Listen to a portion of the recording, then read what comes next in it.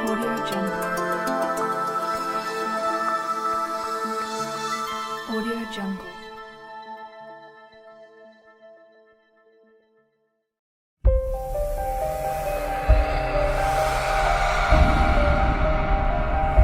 Audio Jungle.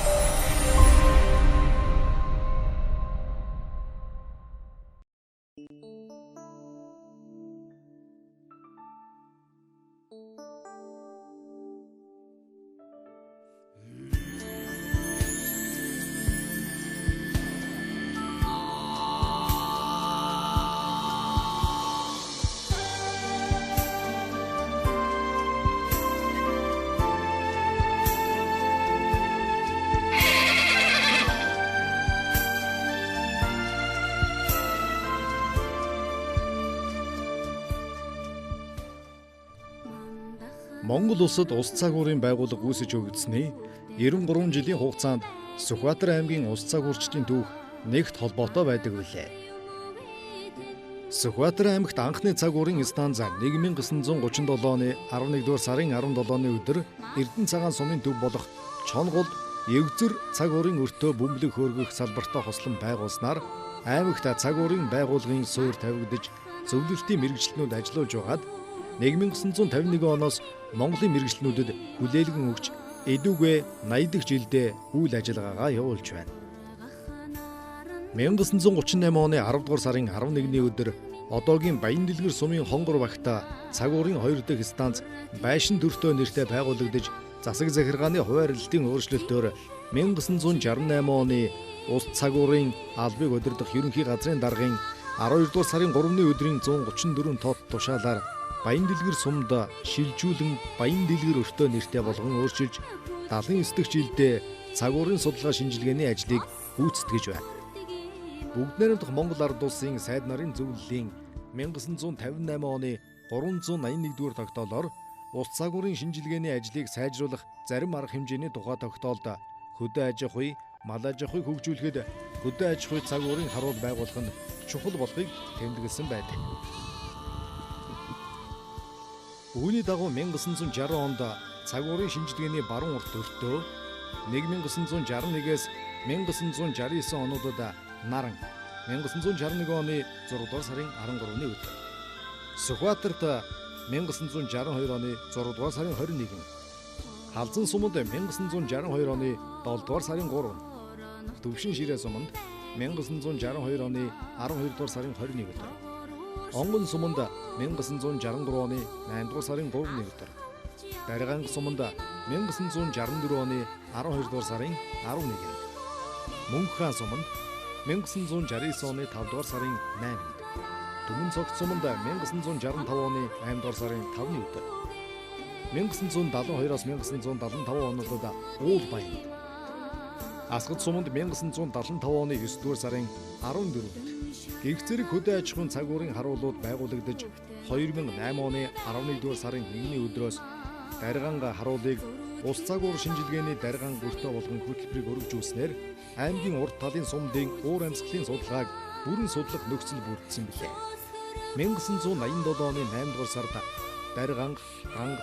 Дарганга дуут ус зүйн харуул байгуулагдаж эдийн засгийн байдлаас шалтгаалan 1992 онд хаагдаж 1997 оны 7-р сараас дахин нэгдэж аймагт усны судалгааны ажлын эхлэл тавигдсан байна. За би 1977 онд Улаанбаатар хотын холбооны сургалтын төвийн цагуур ангийг төгсөж ирээд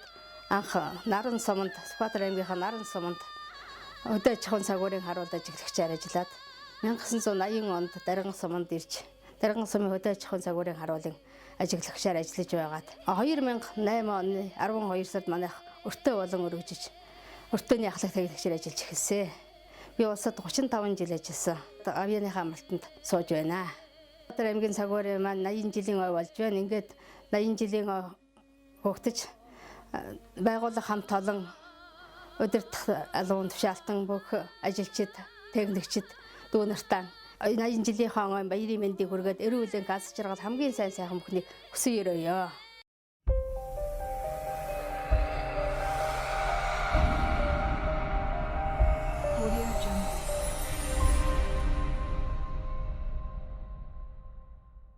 Ийхүү ус цагуурын өртөө харуулын сүлжээг өргөжүүлснээр аймгийн төвүүдэд мэрэгжлийн удирдлага арга зүйгээр хангах ус цагуур уур амьсгалын мэдээллийг нэгтгэн нийлүүлэх удирдлагын зохион байгуулалтын шаардлага гарсан тул 1963 оны 6 дугаар сарын 25-ны өдрийн Бүгд найрамдах Монгол Ард улсын сайд нарын зөвлөлийн 84 тоод тогтоолоор Сүхбаатар аймгийн ус цагуур орчны шинжилгээний товчоо байгуулагдаж анхны дараагаар гунаас хүрэн томилогдсон байна. Түүхийн явцад ус цагуурын товчоо нь 1985 онд ус цагуур газар, 1987 онд байгаль хамгаалах газар, 1993 оноос байгаль орчны алба засаг даргын хамгийн газрын бүтцэн шийдсэн тул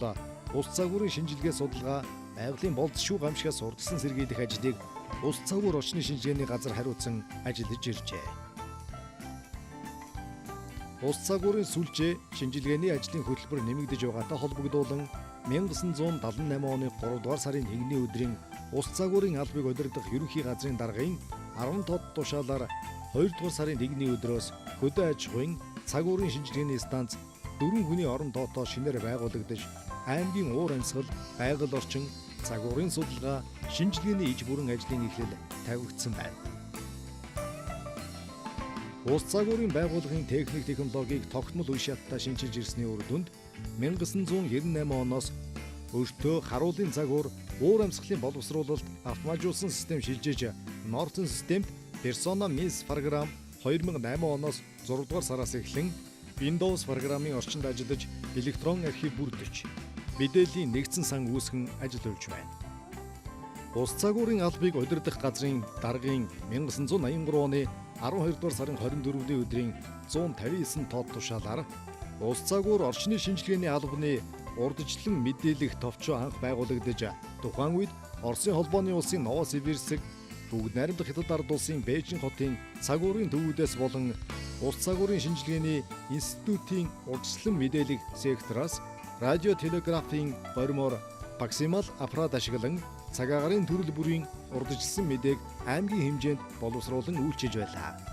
1984 оноос иргэний агаарын тээврийн нийслэгт цагаагаарын урдчилсан мэдээ болон бодит мэдээгээр үйлчлэх суурь тавигдаж 1996 оноос синоптикийн ажлын байрыг автоматжуулсан боловсруулалтаар хангаж 2000 оны 3 дугаар сараас инженерүүдийг тусад нь дотоод сүлжээнд холбосноор орчин үеийн технологийн дэвшлийг ашиглаж эхэлжээ.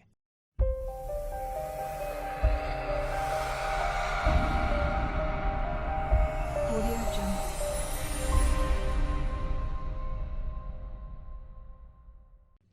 Монгол Улсын засгийн газрын 2002 оны 9 дугаар сарын 9-ний өдрийн 182 тоод тогтоолоор батлагдсан ус цагуур орчны хяналт шинжилгээний салбарыг 2015 он хүртэл хөгжүүлэх хөтөлбөрийн хүрээнд цагаагаарын болзошгүй гамшигаас урдчилсан сэргийлэх, учирч болох хохирлыг багасгах, мэдээний таарцыг дээшлүүлэх зорилгоор цагуурын үндсэн элемент болох даралт, геопотенциал, өндөр температур, салхи чийхлийг 6-аас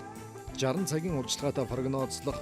гидродинамик тоон загвар, цагаагаарын аюултай үзэгдлийг 120-оос 240 цагийн өмнө урдчлан мэдээлэх гидродинамик статистик аргаар боловсруулсан мэдээллийг ашиглахаас гадна интернетэд холбогдож Солонгос, Япон, Америк нэгдсэн улсын ус цагуурын төвүүдийн вебсайтаас шаардлагатай зураг мэдээг өөрсдийн ажилд ашиглан үйлчлэгийг өргөжүүлсэн байна.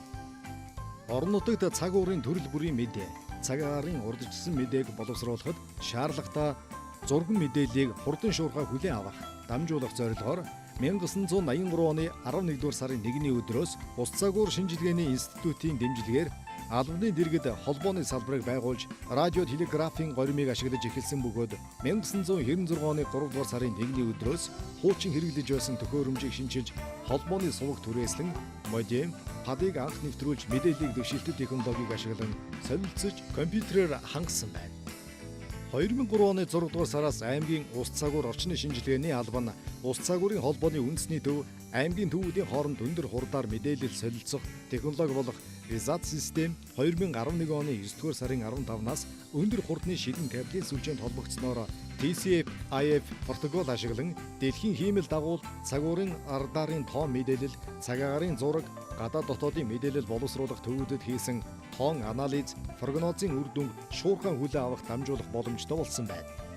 Сүүлийн жилүүдэд байгаль, цагуур, уур амьсгалын өөрчлөл дэлхийн нийтийг өргөнөөр хамарч төрөл бүрийн гамшигт үзэгдлийн давтамж ихсэж улс орнуудын эдийн засагт сөргөөр нөлөөлж байгаа байдал нь манай орны хувьд ч орчны шинжилгээний албадын үйл ажиллагааг зохион байгуулалтын хувьд боломжтой болох мэдээлэл, үйлчилгээний ажлыг өргөжүүлэх, инженеруудыг үүрэг хариуцлагыг нь дээшлүүлэх зорилгоор цаг уур орчны шинжилгээний газрын даргын 2008 оны 3 дугаар сарын 12-ны өдрийн 35 тоо тушаалаар албадын зохион байгуулалтын бүтэц орон тооны дээд хязгаарыг баталснаар Сүхбаатар аймгийн улс цаг уур орчны шинжилгээний газар нь хилцээний зохион байгуулалтанд орж технологийн хилтэс, мэдээлэл үйлчилгээний хилтэс, захиргаа аж ахуйн хилтэс гэсэн бүтэцтэй болсон байна. Өнөө үед газрын харьяанд 13 сумын цаг уурын 4 өртөө, хөдөө аж ахуйн цаг уурын 9 харуул, агаарын чанарын хяналтын баруун урт харуул, үүлэн зориудаар нөлөөлж хурд тундас нэмэгдүүлэх бүсийн төв зэрэг улс цаг уур байгаль орчны шинжилгээ судалгааны нэгжүүд багтаж нийт 63 хүний орон тоотоо үйл ажиллагаагаа явуулж байна. Нийт ажилчдын 35 хүн буюу 57.4% нь цаг уурын ихтэй сургууль тусгай дунд мэрэгжлийн курс төгссөн үнэмлэх дипломтой, 24 хүн буюу 39.3% нь дээд боловсролтой. Үүнээс Монгол Улсын их сургуулийн цаг уурын анги төгссөн 8, дархны хөдөө аж ахуйн дээд сургуулийн цаг уурын анги төгссөн 8 инженер ажиллаж байна. 2003 оноос тус газрын инженерүүд улс цаг уурын хүрээлэнгийн санаачлагаар зохион байгуулж байгаа бүсийн эрдэм шинжилгээний баг хурлуудад 10 илтгэл тавьж, хэлэлцүүлэн хэвлүүлж, аймгийн уур амьсгалын өөрчлөлт, түүний хэлбэлзэл, нөөцийн судалгаа дүгнэлт гаргаж, мэрэгжил нэгт нөхдүүдээс туршлага судлах, харилцан суралцах, бүс нутгийн хамтын ажиллагааг өргөжүүлэх ажилд идэвхтэй оролцож байна.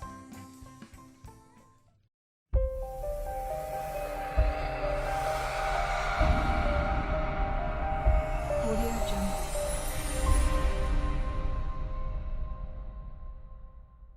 – 2004 оноос Сүхбаатар аймгийн нутгаар хур тундас олон жилийнхээс баг орж бэлчээрийн ургамлын ургац эрс мууцсан нь мал аж ахуй, байгаль орчинд сөргөөр нөлөөлж аймаг орон нутгийн хүсэлт дэмжлэгээр мэрэгжлийн байгууллагын бодлогоор цаг агаарт зориудаар нөлөөлж хур тундас нэмэгдүүлэх экспедицүүдийг ажилуулах шаардлага гарсан байна.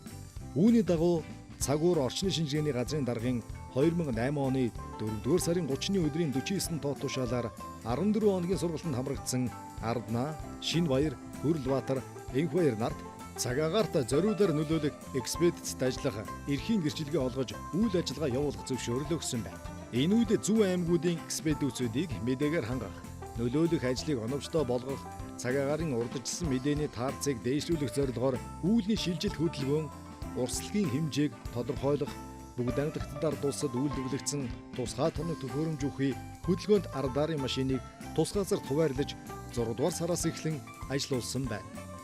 2008 оны 10 дугаар сарын 27-ны өдрийн цаг уур орчны шинжилгээний газрын даргын 131 тоо тушаалаар аймгийн төв баруун урт хотод агаарын чанарын хяналтын харуулын шинжилгээний ажлын хөтөлбөр батлагдж 11-р сарын 1-ний өдрөөс эхлэн хотын хөхөрлөх азотын давхар эслийг тодорхойлох ажил эхэлж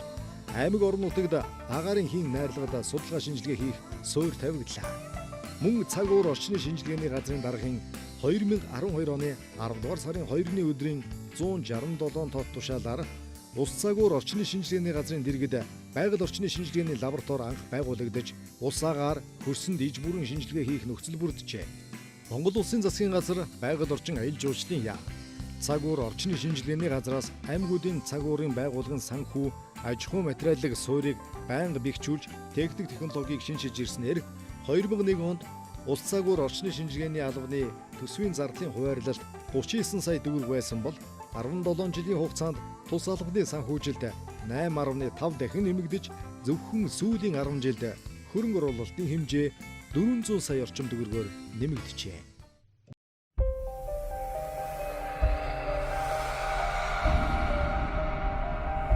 Audio Jungle.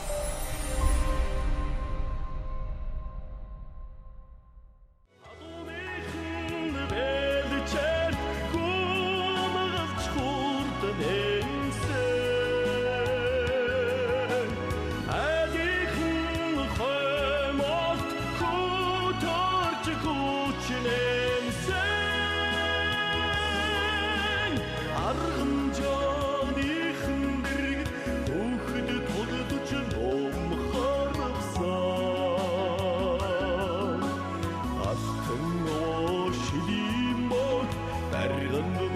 그 몽고딩 노트가 아토네큰 베드체 고마가 초르던 엔세 아직은 하나 고털지 고친 엔세 аргамжааны хэнэргэд хүүхэд тоглож ном харвсан автангоо шинимбо дарганд нутаг монгодын нутага дарганд нутаг монгодын нутага